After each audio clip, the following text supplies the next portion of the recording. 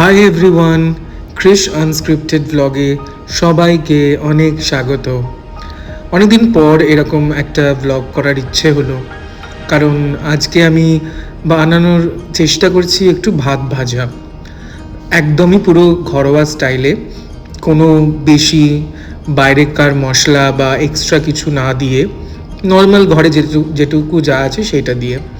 যেরকম এখন তোমরা দেখতে পারলে আমি আলুগুলোকে ছোট ছোট করে কেটে নিয়ে এখানে ভেজে নিয়েছি। তারপর তার সঙ্গে অ্যাড করে দিলাম পেঁয়াজ কুচি এবং টমেটো কুচি। একদম বাড়িতেই থাকে নর্মাল জিনিস এগুলোকে ভালো করে কেটে নিয়ে এখানে অ্যাড করে দিয়েছি। তার সাথে আমি যেহেতু ঝাল খেতে খুব ভালোবাসি, এখানে অ্যাড করে দিচ্ছি 4খানা লঙ্কা। এবার যার যেরকম ঝাল খাওয়ার ইচ্ছা আসে সেই মতো লঙ্কা অ্যাড করতে পারে। আমি ঝালটা একটু বেশি খেতে ভালোবাসি, তাই একটু বেশি করে লঙ্কা অ্যাড করেছি। আর আশা করছি তোমরা এমনি সকলেই খুব ভালো আছো।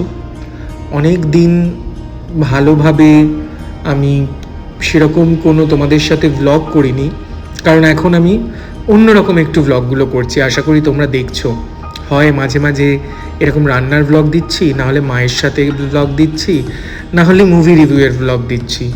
আশা করছি তোমরা সকলেই দেখছো। প্লিজ সেই জিনিসটা দেখো, চ্যানেলটাকে ফলো করো, লাইক করো, কমেন্ট করে জানিও তোমাদের কেমন লাগলো।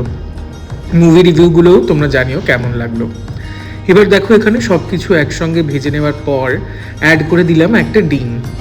প্রথমে ভেবেছিলাম যে 2টো ডিম অ্যাড করব, কারণ আমি ভাত ভাজাটা এটা বেশি করেই বানাচ্ছি, কিন্তু তারপর ভাবলাম না থাক, একটাই ডিম দিই। এখানে এবার অ্যাড করে দিলাম কিছুটা গ্রেট করে রাখা আদা। ভালো করে নাড়িয়ে ভালোভাবে এটাকে সুন্দর একটা ভাজা ভাজা করে আমি নেব। তারপরে আস্তে আস্তে অ্যাড করব মশলাপাতি মানে কিছুই না, প্রথমে অ্যাড করে দিলাম নুনের পরে আমি এবার অ্যাড করছি লাল লঙ্কার গুঁড়ো, মানে কাশ্মীরি লঙ্কার গুঁড়ো। ওই যে বললাম আমি একটু লঙ্কাটা খেতে ভালোবাসি। এরপরে অ্যাড করে দিলাম হলুদ। আর এবার আমি অ্যাড করে দিচ্ছি জিরে ধনে গুঁড়ো অল্প, ব্যাস এটুকুই। এবার আমি জল অল্প একটুখানি অ্যাড করে নিলাম আমাদের ফিল্টারটা থেকে, জলের যে ফিল্টারটা ছিল সেইটা থেকে। আর এবার ভালো করে মশলাগুলোকে মিক্স করে নেব। দেখো কত সুন্দরভাবে মিক্স হয়ে গেছে ভালোভাবে মশলাটা। ব্যাস অলমোস্ট কাজ শেষ। এবার শুধু ভাতটাকে দিয়ে ভালো করে নাড়াতে হবে, ভালো করে মিক্স করে নিতে হবে, আর একটু দেখে নিতে হবে যে নুনের পরিমাণটা ভালো আছে, ঠিকঠাক হয়েছে কিনা। তো আমি বেশি করেই আজকে ভাত ভাজাটা করছি, দেখতেই পাচ্ছ অনেকটাই ভাত নিচ্ছি, কারণ এটাতেই আমার আবার অফিসের টিফিনও হয়ে যাবে, পরের দিনের যে অফিস যাব সেই অফিসের টিফিনও হবে, প্লাস আজকে রাতের খাবারও হয়ে যাবে। তো একবারই ওই কারণে বেশি করে ভাত নিয়ে বানিয়ে রাখছি। ও তোমাদের আরেকটা জিনিস, অডিসি কেমন লাগলো? আমি অডিসিকে নিয়ে ক্রিস্টোফার নোলানের এই মুভিটা নিয়ে একটা রিভিউ ভিডিও বানিয়েছি। আশা করছি তোমরা দেখেছো। যারা যারা এখনও সেই ভিডিওটা দেখোনি, প্লিজ রিকোয়েস্ট করব রিভিউ ভিডিওটা আমার এই চ্যানেল ক্রিশ আনস্ক্রিপ্টেডের চ্যানেলে একবার প্লিজ দেখে নাও। ফেসবুক থেকে যারা দেখছো তারাও আমার এই ফেসবুক যে পেজটা রয়েছে ক্রিশ দ্য রাক্স ফিউশন আর্টিস্ট, এই পেজেই তোমরা পেয়ে যাবে রিভিউয়ের ভিডিওটা, দ্য অডিসি। আর কেমন লেগেছে তোমাদের সেই ভিডিওটাতে জানিও। এখানে দেখো ভাতটাকে ভালো করে মিক্স করে আমি একটু টেস্ট করে দেখলাম যে নুনটা একটু কম, তাই হাতটা ধুয়ে আবার আরেকটু নুন অ্যাড করে দিলাম। নুনটা অ্যাড করে এবার আবার ভালো করে মাখিয়ে নেব। ব্যাস কাজ আমার শেষ। ঝটপট তৈরি হয়ে গেল একদম ঘরোয়া স্টাইলে ভাত ভাজা। খুব একটা বেশি টাইমও লাগে না এটা করতে, মানে খুবই তাড়াতাড়ি খুবই ইজিভাবে এটা বানিয়ে ফেলা যায়। জাস্ট তোমার বাড়িতে ভাত থাকলেই হবে, আর একটু আলু পেঁয়াজ টমেটো লঙ্কা এইসব থাকলেই হবে। এবার আমি আরেকবার টেস্ট করে দেখলাম যে ভালো হয়েছে, তাই চিমনিটাকেও অফ করে দিলাম আর গ্যাসটাকেও অফ করে দিলাম।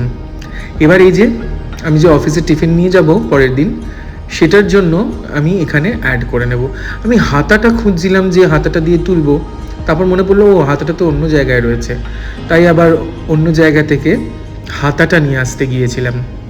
এই যে এই হাতাটাতে করে এবার আমি আমার টিফিনের জন্য যতটুকু নিয়ে যাব সেটাকে আমি অ্যাড করে নিচ্ছি এখানে।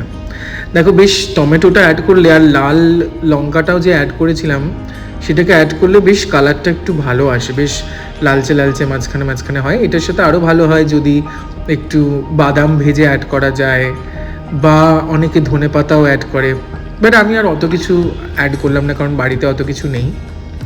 এবার এই যে আমি ডিনার করব, ডিনার করার জন্য বাকি অংশটাও আমি তুলে নিচ্ছি। তাড়াতাড়ি করে ডিনার করে নিয়ে ঘুমিয়ে পড়তে হবে তো, কারণ নেক্সট ডে আছে আবার অফিস। তোমরাও অফিস যাও। তোমরা রাতে ডিনার করতে কি পছন্দ করো জানিও। অনেকে তো শুনেছি রুটি খায়, কিন্তু আমি ভাতটাই খাই রাতে। ব্যাস অ্যাড হয়ে গেল, এখানে নিয়ে নিয়েছি। টেস্টটা একটু করে দেখে নিলাম, বেশ ভালোই লাগছে। এবার আমি কিছুই না, জাস্ট ডিনারটা সেরে ফেলবো। ডিনারটা সেরে চটজলদি ঘুমিয়ে পড়তে হবে। তোমরা প্লিজ জানিও কেমন লাগলো আজকের ব্লগটা। চলো তাহলে আজকের মতো এখানেই শেষ করছি। টাটা।